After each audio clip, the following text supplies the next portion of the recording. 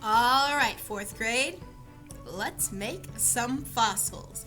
For today's lab, you will definitely need either Play-Doh or modeling clay. I used Play-Doh yesterday, but today I have modeling clay to use. You're also going to need either some dinosaurs or some other type of something to create a fossil imprint with.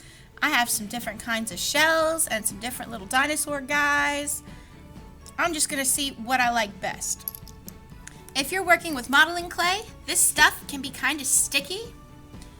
If you're working with modeling clay, petroleum jelly or what's it called? Vaseline might be very, very helpful for getting your plant life and animals out of your substrate or your soil or, our clay.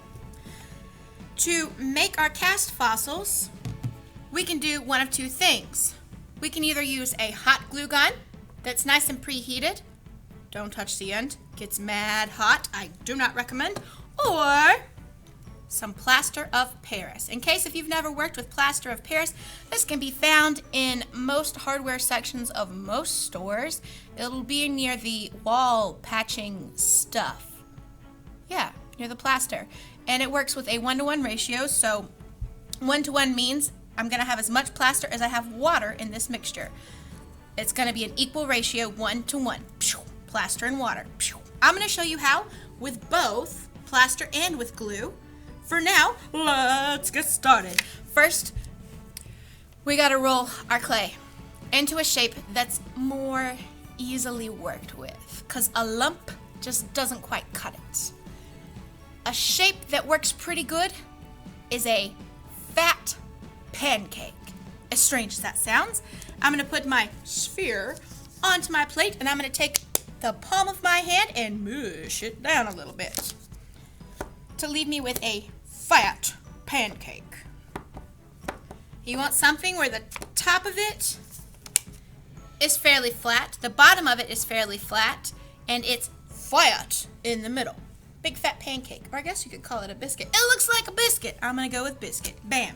I got a biscuit. I'm going to turn this guy into a biscuit as well. Man, modeling clay can be really tough to work with, especially if it's cold. Modeling clay likes to get really stiff when it's cold, but adding warmth from your hands and adding color to your hands apparently can help with that. It can make it a little bit easier to work with. I'm going to mush down my biscuit over here. My biscuit. All right, the first kind of fossil that we are going to create is called a trace fossil. In other words, a fossil that documents either parts of the life or behavior of some kind of animal or plant. For instance, here's Mr. Dinosaur. What if one day he just takes a walk through the clay? The feet print that are in here now have become traces of his existence, traces of his behavior while he was alive. I mean, we know he was never alive. He's a plastic toy. But in the big scheme of things, dinosaurs can leave traces. Things like footprints, shells, even things like petrified poop. Those are all traces of their life here on Earth. Trace fossil. Ding, ding, ding. That's 1 out of 3 that we're doing today. Here's another kind of fossil. For this one, I'm going to get out some petroleum jelly because I definitely do not want my fancy little seashells getting stuck in my clay.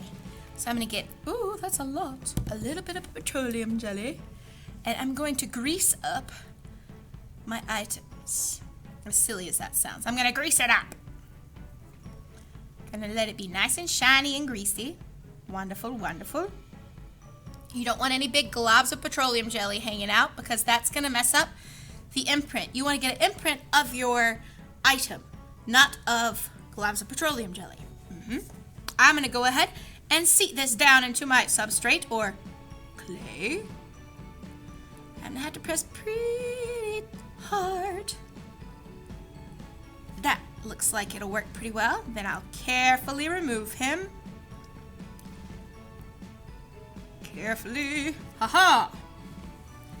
I've created a mold fossil. I have a trace fossil that shows traces of a life, traces of their behavior and what they did whenever they roamed the earth. Now I've created a mold fossil, a fossil that has a mold of some kind of little critter or plant. I'm going to make another mold so that I can show you two different ways to deal with these mold fossils in a moment. Let me see, I'm going to get a little bit more of this petroleum jelly, and I'm going to grease him up just a little. Get him nice and shiny, shiny, so that way he doesn't get super, super stuck to the clay. Okay, that looks pretty good. I'm going to go ahead and press this next one into my clay. Then I'm going to carefully try to remove him without damaging my mold that I've just created. Haha. Uh-oh. Already messed it up. That's okay. If at first you don't succeed, dude, try it again. Don't give up. Let me try one more time. Hopefully it doesn't slip out of my fingers and mess it up. Haha. Perfect. Okay. Let me zoom in for this part. Aha. If we're using plaster, remember your ratio is 1:1. Right now I have a tablespoon of plaster in my cup with a popsicle stick that somebody halfway colored. I don't know who would have done that, but that's okay. I need a tablespoon of water into my plaster. That's what's gonna happen next. I got my measuring spoon. Bloop, bloop, bloop, bloop, bloop. I'm gonna pour it in my little cup. And then I'm gonna mix it until there are no more chunks. You want it to look a little bit like melted vanilla ice cream-ish. You don't want any big chunky chunks. You want it to all be the same consistency.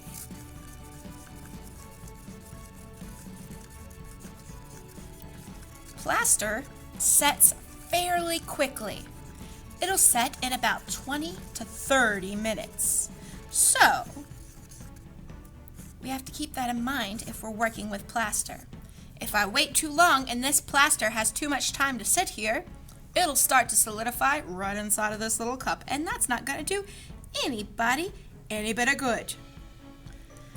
I'm going to pour plaster in this one, and then I'll show you guys how to do the hot glue one in this one. Plaster, plaster, blip, blip, blip, blip, blip. I'm going to get all the way to the edge. Come on, little guy, get in the corner. Haha, I think this, what's it called? The Vaseline is so slippery, it's made it almost waterproof here on the edges. It's just beating up and rolling off onto my plate, but that's okay. All right, I have plaster in this side. It's gonna take about 20 to 30 minutes to solidify enough for me to remove it from the mold fossil. Whenever I remove it, the piece that I remove will be a cast fossil. So we have trace fossils, mold fossils, and this biz in here, that's going to be a cast fossil once we remove it from the mold that we've created. If we're doing this with hot glue, it's important to be very safe. This biz down here, the metal bit, gets mad hot. It can leave you with second and yes, even third-degree burns. That's where your skin kind of falls off, and that's not fun, and it's definitely not recommended. I give it 0 out of 10 stars. Would not recommend. But for this process of creating fossils, we need a high heat glue gun, because glue that's melted under high heat is going to be a lot more liquidy, much less stringy. Take that in for a second. So a low temp glue gun, whenever you pull the trigger or squeeze the handle, it's going to come out in strings. Glue from a high heat glue gun will come out in strings, but it's so hot that the strings will all morph together and it'll just end up being blob instead of little stringy string. That's what we want for this fossil deer. Here we go. I'm going to start filling up my mold with hot glue. Ta-da! I'm going to wait for my cast fossils to solidify. Then I'm going to remove them and show you guys. See you back here in just a moment. Hello again, beautiful people. It has been a whole entire night. I almost couldn't sleep because I was so excited about these fossils. So, we created trace fossils. Then we created mold fossils. Now the stuff inside of our mold fossils, once they are released from these molds, they will become cast fossils. Let's see if I can get it to work. So I'm not going to worry about accidentally messing up the mold because it's not the mold that I'm concerned with. It's the cast fossil inside of the mold. Let me see if I can autofocus this a little bit better. Oh yeah. Look at all that fancy texture it picked up. That's pretty snazzy, you guys. Let me try the glue one. Oh, the glue one looks kind of stuckish. Oh man, that's an understatement. This glue one is mad stuck. So let's see. It looks like I have a fossil going on. A cast fossil. But it also looks like a lot of this stuff stuck to it. I can see that it has some of the texture, but it's also caked up with clay. Yeah, that looks alright. It'll look even better once I get all the clay out of it, but it doesn't look too bad. Not too shabby, not too shabby. So fossil. I decided to put some on top of my dinosaur tracks to see how that might turn out. Let's see how it turned out. Let's see if I've successfully made a... Ha! That's awesome. I made a cast fossil of my trace fossil.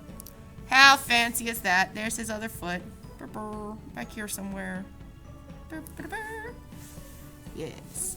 And then, just out of curiosity, I put a shell down and I covered it in plaster to see what I could create. Let's see. It's stuck into plaster still. I didn't think about how I would get it out of the plaster, so maybe this wasn't the best idea ever. But I feel like if I break it away from it, I'll be able to see mold fossils of this formerly living critter. Haha! Mold fossils. How exciting, you guys. Wow, all the textures in there really transferred well. That's exciting. I'm super excited to show that stuff to you guys. I hope you have fun doing this. Bye!